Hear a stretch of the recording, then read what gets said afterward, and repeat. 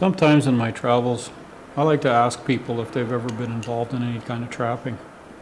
And most of the time, people say no, they haven't been involved in something like that. So I like to start with something like this. How about this one?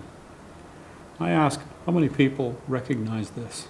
And that's when I start seeing the hands come up. It's an easy one because it's a mouse trap, and a lot of people have been involved in dealing with trapping mice. Mice are an example of an animal that overpopulates really quickly.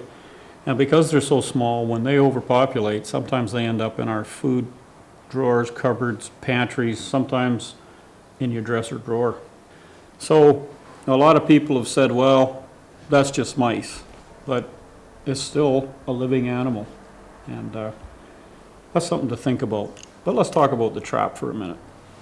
This is an example of a dispatching trap. This trap, and I'm sure you've seen them, you know how they work. It's designed to be set in this manner with a little bit of bait on the trigger, so that when the animal comes along, if it's set properly and conditions are right, when he touches it, it trips that little trigger and this thing flips over and strikes the animal directly behind the back of the ears. Now that is the fastest way to dispatch an animal. It still is. So I like this type of a trap. I think this is humane because that mouse doesn't have to suffer that way. One of the other methods that's used to deal with mice is poisons. And poisons, I think, to a lot of people is a simple solution. The animal comes along, gets the poison, and ingests it or eats it, and then runs off and dies somewhere, and they don't have to see it. So they like that. They don't have to take the mouse out of the trap and deal with that yucky stuff.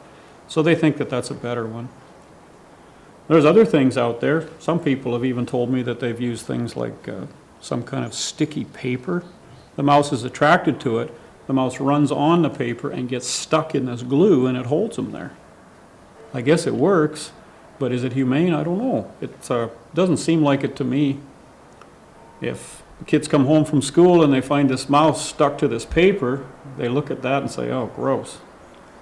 When mom comes home, they tell her, and she looks at it, and she maybe thinks, I don't want to deal with that, we'll wait till your father gets home. Well, by this time, the mouse has been in there a long time.